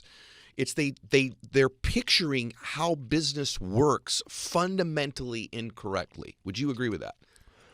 I think so, and I think part of it is I would say it's more like at least from my perspective, like an incomplete picture. So they can usually, you can only see as far as like what's in front of you, and so if you are barely making rent, you know what I mean, and you're barely making payroll, it's really difficult to think about brand. You know what I mean? And so it doesn't make it less important though, but it's just really hard. And so, for at least the prescription that I have in the book for advertising is, pick one method. You can pick warm reach outs, you can pick cold reach outs, you can pick making content, you can pick running paid ads. And those are all the things that you can do. And I start there because most people reading anything in business are usually the ones doing it for the most part. And so we start with the core 4 that a person can do. But of course, all 4 work better together. Yes. Now you can just do cold calls and you can build a business. You can just run paid ads, you can build a business. But if you do cold calls, run ads, and have content that people consume when they click your ad, they consume content and then they complete the transaction, or you do a cold call, they take the set call, and between the set and the close, they go to your profile, they read some stuff, they watch a video or two, and they're like, oh, this guy's legit. Now, if you didn't have that, the likelihood that you close them would be way lower, but you would attribute the failed close to bad cold calling. But you could have given the assist with brand, with content. Let me ask you a hard question. I bet no one's asked this, and if they have, cool. But I was thinking at your work, and I was going through all of it last night again, and I was thinking, okay, I want to ask them the tough stuff, like the stuff no one's going to ask them in an interview. I want 2 entrepreneurs pushing one another to figure this out even together, okay? So what if the sales cycle of your product is different? Does that dictate which way you should go? So let me give you an example. I'm marketing a book that's a tangible product that can be acquired instantaneously. Let's switch it. Let's make it a hard one. I'm a realtor. I'm in the mortgage business. I'm in the insurance business. This sales cycle is a little bit different. It's not necessarily A to B, bam, we've got a client. Does that change your methodology? And let's walk through a real world one. I'm a realtor. Let's use what I think is maybe the hardest one to make the application fit on some cycles. Do you pick a lane, all of the lanes, and does that matter that the product isn't a consumable can of Coca-Cola or a bottle of water, but it's a transaction experience that you're going to have to go through in the sales cycle. I don't think it would matter at all. Okay. So if we were to just let's fill in the boxes if we Yep. will. So like if you're a realtor, warm outreach is going to be you reaching out to your friends and family saying, do you know anybody who's interested in buying a house? Now, ideally, you'd probably not start with that because that's what every realtor says. So it might be something like, hey, what's your dream home or something like that. And then you can start talking about something more interesting. Believe me, I'm not in the real estate space. So hopefully there'd be a better hook, but that would be the idea. Cold reach outs is you're just dialing numbers that are close to you or cold emailing or, that is cold reach out. If you're making content, you're talking about the houses that you're selling, and many realtors do that. And then you have paid ads, which also plenty of realtors either generate buyer or seller leads that they call, and then they can help them sell their house. So either they list houses and they show these 6 or 7 carousels of cool houses and they get buyers, or they talk about recent sales and use them as case studies for like, here's the 17 steps in the process. We took this house from the owner thought they could sell for 500. I sold it for 575. And this was the 60-day process we ran through. If that sounds interesting, I can walk you through what I would do for your house, whatever. So that would be the core 4. But a good realtor should also have friends who are ancillary to the industry. So it might be, lawn care people. It might be, now I know there's regulations around loans and kickbacks and things like that, but like, still cleaners, anybody who does home services, you can still get referrals from them, which would be an affiliate, right? Now, customer referrals is you sell the house and you ask them for friends, or before you sell the house, you ask them for friends, or sometimes they just do it on their own because they actually like you and you did a good job. That's right.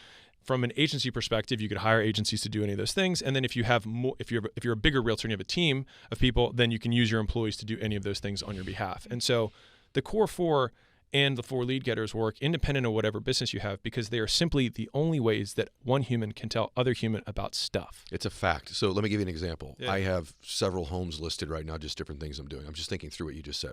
One of the homes I have listed, they literally knocked on my door as a cold call. Yeah.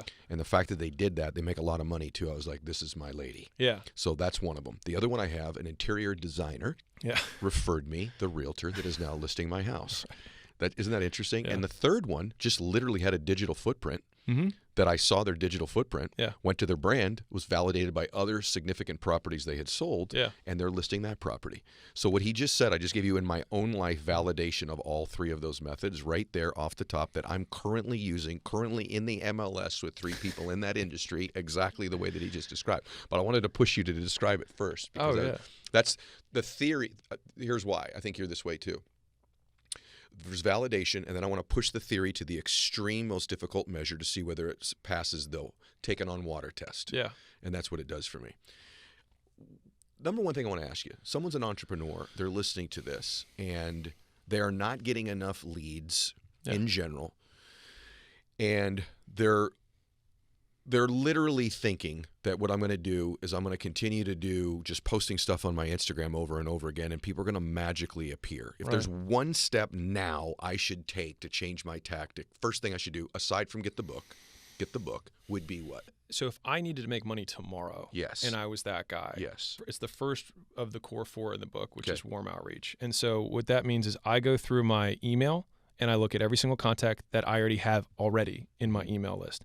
I open up my iPhone or my Android and I go down my contact list and I download that and I export it. And then I look at every one of my social media profiles. I've got 700 followers on Instagram. I've got 400 friends on Facebook. And I list out all the people into one Mondo Excel sheet. That is my first leads list. Yep. And I reach out to them and I open with something that has nothing to do with my profession, which usually has something to do with their life. And so I take the 30 seconds before I message everyone because you only have a fixed amount of people. And I would say, what's new in Sarah's life? Sarah just had a kid. Sarah just moved. Sarah just had a baby. Sarah just competed in Tough Mudder, whatever. And then that would be my opener. And then it's how's things, right? And then once you have how's things, then you transition, you can move the conversation into whatever direction you want. If I'm selling fitness, I would say, oh, well, how do you have time to, cook food and get in shape? If it was, I was career coaching, I'd be like, how are you making time for work and your career goals? If I was talking about, if I was selling therapy, I would say like, how's your mental state with like crushing all these goals, but like, are you taking time for yourself? Like I could, I could sell anything from once I have their attention, and we use something that I call the ACA framework, which we learned from the gym world, but it works with anything. It's really just how to talk to a human being. But it's acknowledge whatever they said, compliment them on a legitimate compliment, and then ask the next question. And so a lot of people just don't know how to have a conversation.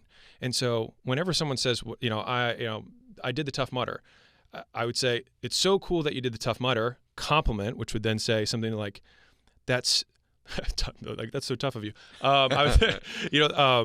It's so cool that you take that time to push yourself. Yep. You must be that type of person. I would label them with something that I want to use later in the sale. And then, and then the ask is, let me move the conversation forward, right? And so I then have my big list of every single contact that I have, and I start with the open hook that's personalized to them, and then I move them through ACA, and then I set them up for a 10-minute qualification call of some sort to make sure that they like whatever it is, and then I would set up for a real conversation. So, and if you're curious, what does that 10-minute call look like? Yes. It's so I use something called the closer framework. And it's not that this is the perfect way to sell. It's just it's a simple acronym that I use to organize sales scripts. And so C is clarify why they're there, right? Because they got on the phone for a reason, or they decided to respond back to you for a reason. And so it's the first obstacle that comes up in any sale is someone says, I just wanted more information. Well, no, they didn't. They got there because they have a problem. Like, you're not just hopping on phone calls for information all day. Of course you're not. Right. Like, you can make that joke if you want to. Right? Really good. Right. And it's like, well, what? Because then you just clarify, like, what problem do you want to solve? Like 6 months from now, what do you want to have happen? And then the person's like, well, I can't fit in my jeans anymore. And you're like, right, boom, I've clarified where they're there. Then you restate it with L, label them with a problem.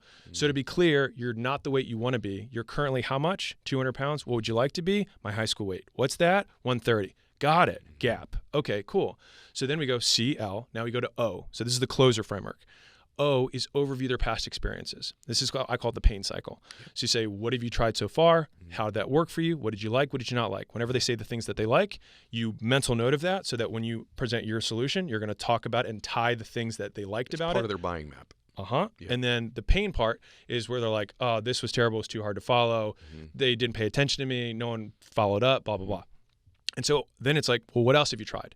And so we just keep doing until we've exhausted all the pain. And whenever you bring up past experiences, it always aggravates and increases in importance. So like in the political world, whatever the news cycle is on, people will say is the most important issue of the election. And it's really just whatever the media chooses to, whatever piano key they want to play on everyone's emotions that month.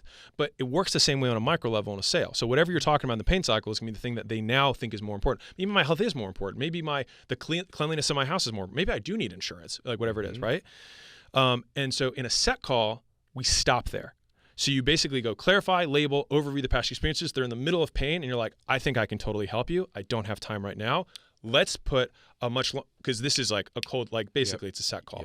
Now, if someone has, if you're selling a smaller ticket thing, then you can go cradle to grave, right? You can go to clear to close if you want to. But if you're selling an insurance product, you're trying to buy, get them to do a house or do a longer sale, then cool. Then let me put some stuff together for you so I can give you a much more informed answer, but I think we can really help you. Can I ask you a question before you do that? Do you get any commitment from them? Like if I can end up helping you, are you open to me solving the solution for you, or do you not get any hook close at that point? Yeah, we call it the integrity tie down. Yeah. So we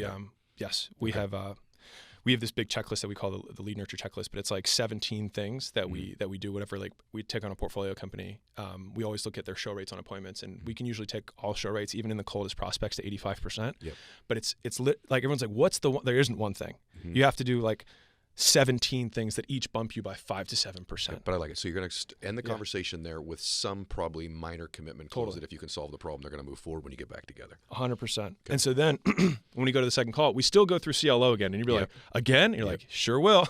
And you just dive a little bit deeper into all of them. And then you go SER. So S is sell the vacation. And I use this acronym, this moniker, because I say you want to sell the vacation, not the plane flight. And so a lot of people, when they want to sell stuff, they talk about the widgets, right? They talk about TSA. They talk about checking their bag and taking their shoes off and who they're going to sit next to on the plane and the seat and how long the flight's going to be and the modules and the services and whatever. But people just want Maui. Yes. And so you should be describing the beach and the ocean and what they're going to experience the moment they get into the hotel room, right? And they can open up the curtains and they look out the window. Like, that's what we should be describing, not how they're going to get there. So you sell the vacation, and then ER is explaining their concerns. So once you sell the vacation, that's when you make the ask. And then ENR is, okay, if they don't say yes immediately, totally reasonable. Most people don't. Expect no. Train for no, because that's where you make the money. And then we explain away their concerns. And so, for us, I train on 3 major obstacles, which is they correspond to the distortions of reality from Dr. Albert Ellis. And so you've got people who are upset at the universe, so circumstances. That's on the outermost layer.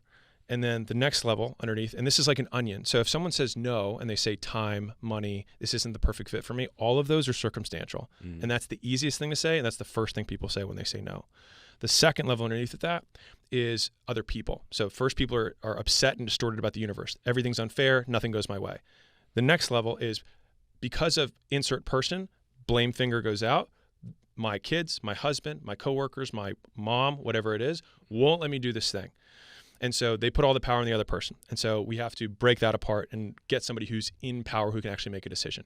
And usually, I am a big believer in sales being an actual empowerment conversation. Because if you're talking to an empowered decision maker who's informed, that's the only person you want to talk to. That's right. And I believe a well-structured sales conversation can increase the number of people who are that person. Agreed. And so the final layer, the deepest one, is themselves. Right. And so they have their own fears that they have to overcome, and doubts about what's going to happen. And so we work through those layers until we eventually have a person who has now made a decision. And so when we can do that, I'm a big believer in like try and get yes and no, not to be like hard closing, but just so that if someone doesn't give a decision, then we want to walk them through how they make decisions so that they can make a decision about your product. And so as we're going through it, so that was basically just like the explain away concerns. And then finally, R is that the person says yes, and you reinforce the decision. And so a certain percentage of sales, especially in high volume transactional sales organizations, people back out. They get cold feet, et cetera. And so what we try and do is the moment someone closes, we want the next 24 hours to be unbelievably choreographed. And so like, and we're talking immediate. So the moment they sign, or the moment the credit card goes through, they get a text from the onboarding person, or we do a warm handoff like, hey, this is Shirley. Shirley's going to be taken from here, like I said earlier. And so what we want to always do is set expectations, meet expectations, set expectations, meet expectations. And I have changed my tune about this. I used to always say over deliver, but I've come to the point now where I genuinely believe that if you just keep your word, you nailed it. They will trust you more. And ideally, and this is a little hack for everyone, if you're any type of services business, let's say you're an agency that does SEO, whatever, and it takes you 14 days to on-ramp somebody. Rather than saying we're going to touch in every week, right, which would be fine, and that's what most people do. In that week, you probably do like 25 things, right? But you're going to have one meeting. If you want to be really clever, every day, send an email that says, hey, no need for reply. Just want to let you know we did these 3 things. We'll recap at the end of the week, but I just want to let you know where we're at. If you send progress reports every day, what happens is you create multiple reinforcement cycles. And so you're setting and completing. And so at day 7, when normally your competitor has only talked to them, this is the first time they talked to them since the sale, you had a warm handoff and they've received communication from you every single day. So this is like the 8th touch point for them. And now their trust in you is so much higher, which then translates to way lower backouts, way higher ascensions into whatever your next revenue thing is, or the next product or expansion revenue, and more referrals and testimonials. And so we try and choreograph that process, and that's the R. And so close your framework, clarify whether they're, label them with a problem that you can solve, overview their past experiences, the pain cycle, sell the vacation, not the plane flight, explaining where their concerns, and then reinforce the decision. Okay, a lot to unpack there. Yes. Okay, so hang on. First off, this is one of those notes, a segment on the show. Rewind it and go listen to it again. Go rewind 7 minutes back or whatever that was and listen to it again, because there's genius in there. I just want to unpack a couple of the things. Most of you make the mistake in whatever it is that you're doing. You even doing it with your kids. You are selling the plane flight. You're selling the process. You're selling the steps as opposed to the beach. That's a biggie. Number 2, this notion of the 24 hours post. I cannot get over how many people think the sale just got closed, I'm done. I cannot get over it. Number 1, you're probably going to lose the sale. Number 2, you're definitely diminishing the amount of leads you're going to generate from it. I just did a very significant transaction with somebody. I had a very laid out process in my company. It's a very major exit type decision for somebody, okay? I told my team, the second we hang up this phone, he is going to begin to doubt this decision. If he's an airplane, he's freaking losing altitude. We need to be doing X, Y, and Z, but it's already a predetermined process. I was just taking them back through reminding them why.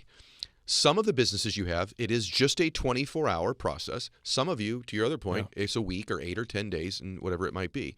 Sure enough, what was supposed to happen the next morning didn't. By midday, we were behind. Then he messages us with a question, Right.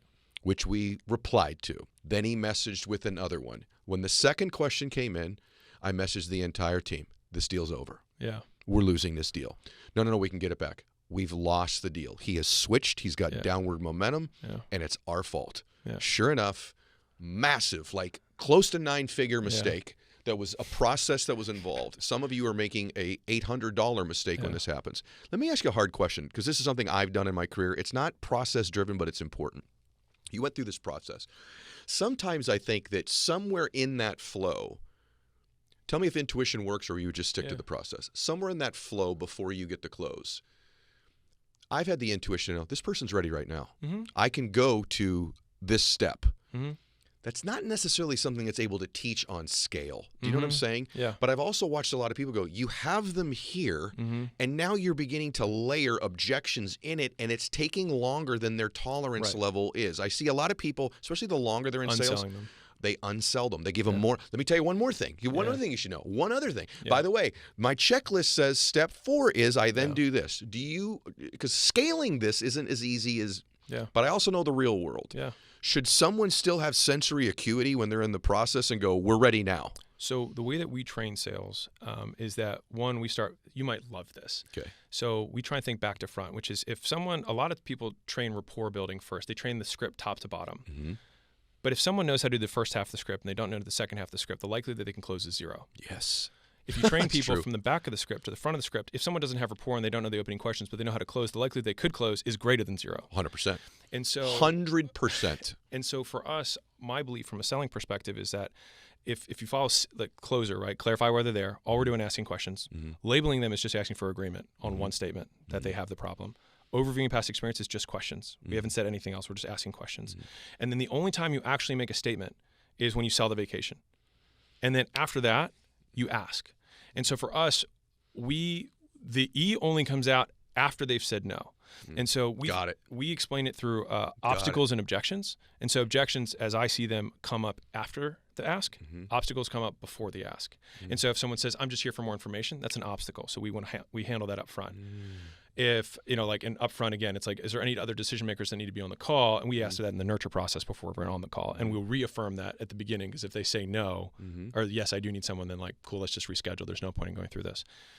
Objections happen, which is universe, like time, money, fit, I need the other decision maker, or I don't know how to make a decision, which is the personal thing, the doubt part. And so then we walk them through making the decision-making process. But each one of those, we always loop back. So they give us the thing, we overcome it, and we say, great, so now you're ready? Or makes sense, fair enough, let's ready to move forward. Do you have your ID on you? Whatever the closing question is. And so that way, as soon as someone says yes, that is when we stop selling. So that's the big, to your point of the unselling, is because people then get like really excited. It's like, dude, take the credit card. Exactly. Like, as soon as they say yes, great. What card do you want to use? Okay, here's something you do very well. This is where I think the offer and the lead thing sort of marry one another. Totally. I'm watching you. I listen to you. And you either do this unconsciously, which I doubt. The best people that I know that are entrepreneurs of any type, okay, you can even go to Jobs and I can argue he was great at it. You can go to Musk, I can argue he was great at it. You can go to a hardcore selling person like Ellison or whatever, okay? They know how to frame. Okay, Alex, you're an incredible framer, okay? You know how to pre-frame something before you do it. You know how to create the frame when you're doing it, and then you know how to post-frame. I'm amazed, blown away. Like a great speaker walks out on a stage. They pre-frame what's going to happen there today. Then they sit in the frame with you. Then they tell you what just happened. Yeah. Okay, this is just something most people are oblivious to. And if you're not good at it, you may get a close and not get leads. Right. If you're not good at this framing stuff, your ad's going to suck. Right. If you're not good at this framing stuff, your affiliates aren't going to offer it correctly. So all of this fits in there. I'm good at very few things. I'm a really good framer. I'm a really good framer of messaging. I framed you in the beginning of the message. I just framed the complicated thing you just called it. So I reframed what it means. Are you conscious of that? Do you teach it? Do you think it's something that most entrepreneurs and salespeople, entrepreneurs and or salespeople, are not aware of enough? Yes. In terms of teaching it, I don't. I think that I think framing, to your point, using a different word, just contextualizing. I think it's a teaching skill. Mm-hmm. And so what we're saying is like, I said this. This is what this means. It's like I'm translating this because you might speak in techno jargon for whatever the thing that you're selling is, and they're like, you just said a lot of words. And you're like, it means your house is going to be protected. Right. That's what this means. Can I give you another sleep example? well at night. Can I give you another example of a frame? Your launch. Yeah. You framed it as here's everything that's going to be, everything that's going to be, here's going to be, and it's free. Yeah. So you created a particular frame, and then you stepped out of it and shocked them. Yeah. But what you did is, first off, you have a generous heart, and that's why you really did it. But let's also be honest. You created this massive value frame. Yeah. This would cost you this. Yeah. This is how I did it. This would do this. This would do this. And then emotionally at the end, because you were emotional about what you were giving them and believed in it so deeply. Yeah. But then you kind of stepped out of the frame and went, all that? Yeah. Bam. And now you're back in a new frame, which was a value, gift, generosity. Now everybody leaves the launch. This is super important. I don't even know if you know you did this. I mean, I know you know what you were doing, but I don't know if you know what that led. You have built a reputation of being someone who brings tremendous value, okay? That's one thing. Tremendous value, well-prepared, articulate, cutting edge, clearly does this, isn't talking about theory. Yeah. That was the frame that was going on the entire launch. And then you stepped out of the frame and became a Jesus figure. Literally, your frame changed. Kind, generous, giving, philanthropic. And so you get this great value frame, and then you stepped in. You guys all know what I'm saying? In other words, you created great value, then he stepped out of the frame and gave it to you. And that's to your point, an irresistible offer when you do it that way. Were you conscious of that? And when I explain it back to you, do you see what I'm describing? You usually use two frames there. Yeah, 100%. Punking the game. Is that what you call that? Well, just a phrase I like for it. And it was so good, Alex. And it was so good. It's going to make it really hard for anybody else to launch a book. Hopefully. No, it's going to make it really hard. You changed what that frame looks like now. And honestly, I wanted to honor the book because of how much time I put into it. And so I put probably 200 hours into the presentation. But I put 2,000 hours into the book. And so it was only 10% of my work from the book went into the presentation, even though the presentation was a big thing. But to your point with the contextualizing, like if I said, here's this thing, enjoy it, people don't know how to process that. Yes. And so it's breaking it down so that they can understand how this will actually benefit their lives. And if I can, my hope was that people would at $12,000, at $5,000, at $3,000 as I price dropped during the pseudo pitch, that people, and I got messages after being like, dude, I was there at $5. I was in. And so it's different than giving a free gift. I wanted to give a $12,000 gift to every person that was there, but I had to justify why it was a $12,000 gift and why everybody would have paid that, but then instead got it for free. But Alex, what I'm saying is that it was brilliant, and by the way, very generous of you. But this is something in the sales process I don't think most people, they're giving away their product. They've not created a frame of its value before it's reduced to the access point that you can get it at. And that's something all of you, just the concept of what we're describing, you've all got to start to understand, or you're not going to be as great as you could be. You're not going to be the GOAT at what you do. I want to go to some of the things here's something a guy said recently. This dude said, there's a moment when every boy realizes no one's coming to save him. And that's when he becomes a man. And some boys never get there and stay children forever. That guy was you that said that. And it's important when we step out of this. Like, this stuff matters because no one's effing coming to save you. Yeah. No one's going to make you better at your business. No one is going to get you to be a better persuader of people or framer of people other than you. And I just feel like that's one of the more profound philosophical comments. There's a lot of grown men and women that are still boys and girls because they think someone else is coming to change their life. You say otherwise. What would you say to someone who's still living in that delusion? Wake up. I mean, reality probably stares at them in stark contrast to what they want. So they're like, I use the blame finger a lot, which is that power follows blame. And so if you blame the government who you think is supposed to save you, or you blame politicians who you think is supposed to save you, or blame your company that you work for who you think is supposed to save you, or you blame the market, it doesn't really matter, or your parents. Whoever you blame is the person you ultimately give power to. And I find that really interesting because when I was, my moment of figuring this out was when I was 19, and I was really resentful of my parents. Specifically, this instance was my mother. And I blamed her for the way I was acting. I was like, well, if she parented me differently, I wouldn't be this egotistical and arrogant and whatever. And I realized that I actually was giving the person that at the time I disliked the most in the world all the power over my behavior. And so I was like, so that idea sickened me, that the person I disliked the most, again, at the time, was the one that I was actually giving my leash to. Wow. And so I was only acting in response to this leash and then, and willingly, voluntarily giving her all the power over my life, and all I was doing was reacting to what this person did or what the government does or the politicians do. And so the first, I mean, I've said this before, but the first 2 words of getting out of poverty are my fault.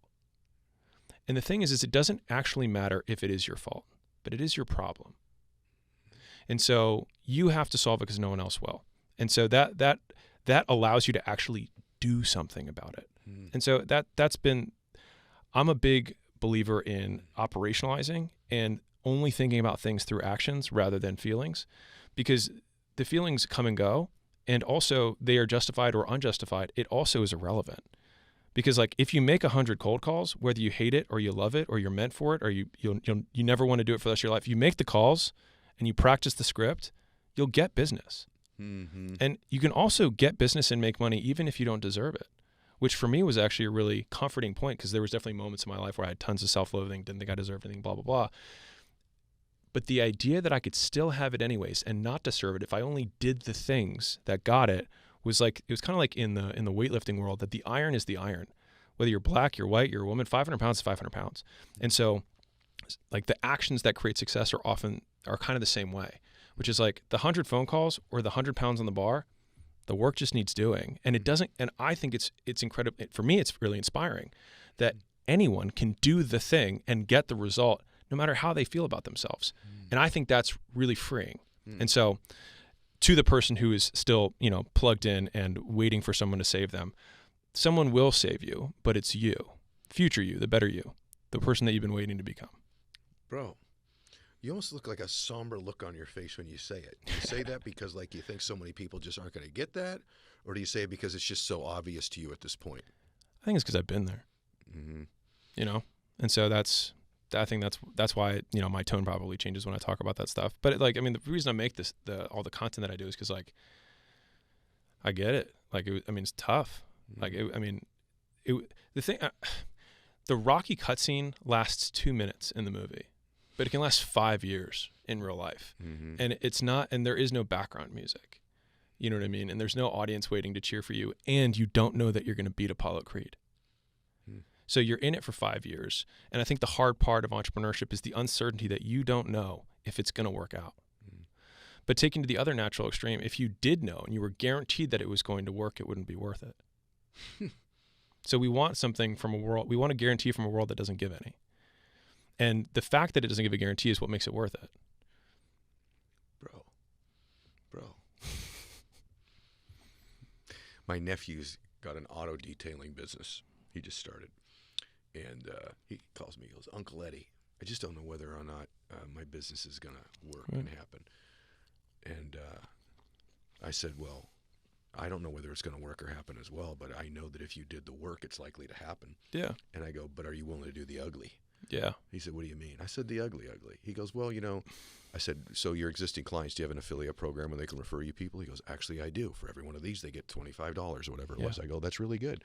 I said, how many are you getting from that? Right. And he goes, well, I only have 18 clients. So 3 of them have sent me somebody. I go, well, if that's all you continue to do, you're probably going to have a difficult time, to your point of the paths. And he goes, well, what would you do? I said, I can tell you exactly what I would do. It would be inevitable. What are you doing Saturdays and Sundays? You doing cars? He goes, no, I don't have any cars to do. I said, well, I'd go print out a whole bunch of flyers and I go knock on doors where people have cars. Yeah. And he goes, oh, really? I go, yeah, I'd knock on 100 doors a Saturday. I'd give them my flyer, let them know about my business, get them exposure, let them know what a great job we do, give them a list of my Instagram and they can see the other cars we've cleaned and the other things that we've done. And anyway, what happens is the more you have a specific plan like this where you're willing to do the ugly and run the numbers, your fear level diminishes to an extent. The notion that it's going to go away completely isn't true. Yeah. But there's something about doing the ugly thing that reduces fear. It not only increases your chance of winning, but you're like, the possibility mathematically of me losing now is rather small. Yeah. But when you're not doing these things, the reason you're living with so much fear is the possibility of you not winning is rather great. Yeah. And so you're living with a fear that's self-imposed, self-induced, and your fault because you're not willing to do the ugly. And I think that's why sometimes when I look back at those days, I have that same look you have.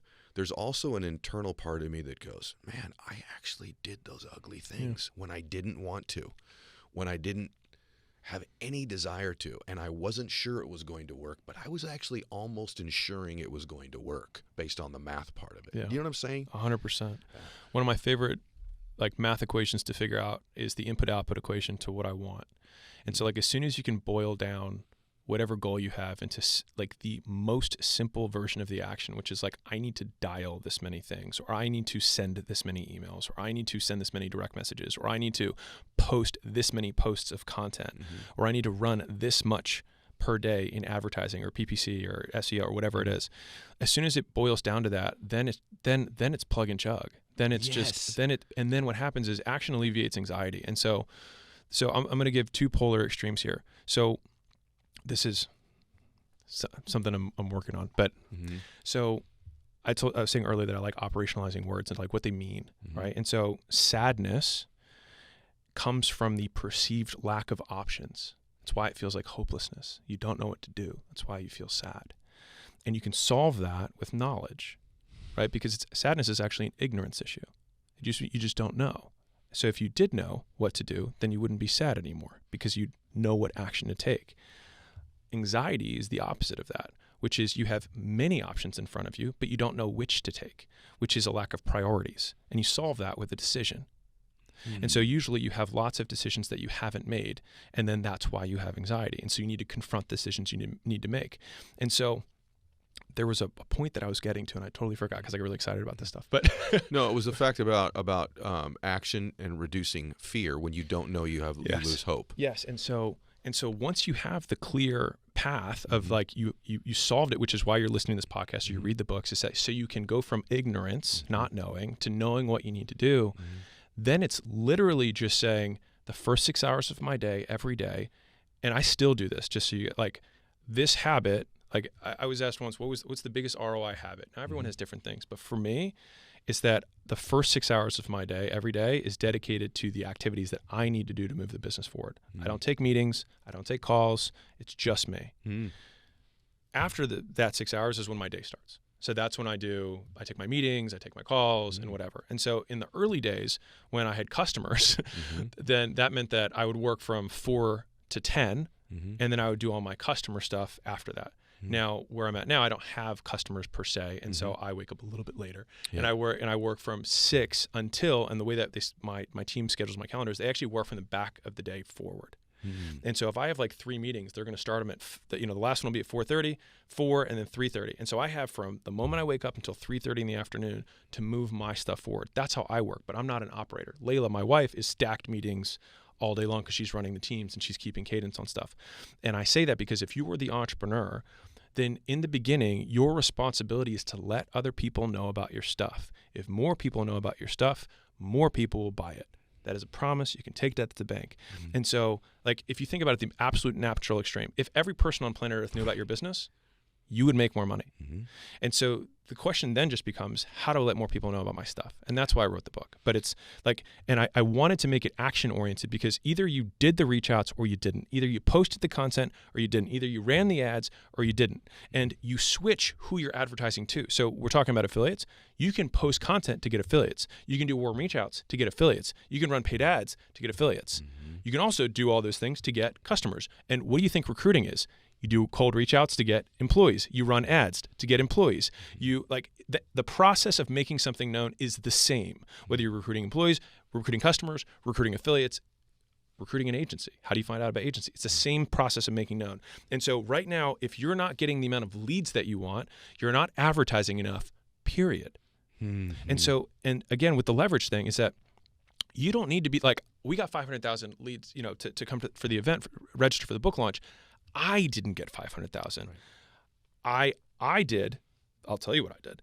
I hired someone who is a director of people, who then hired a director of brand, who organized my media team, if we're really talking about this, right? Who organized my media team, who posted 300 pieces of content a week leading up to the launch of the book.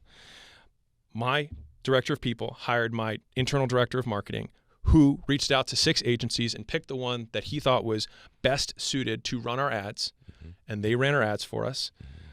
And mind you, all of this came off of one thing for me, which was just, we hired a director of people who then hired people who then got the thing. And so 500,000, mine was more or less like, we're going to follow this playbook. Yes. And then down it went. But if you're like, well, must be easy for you to say, yes, but it still starts with the first action, which is, if like I hadn't hired that person, I would have had to move one level down on that level of leverage. Yeah.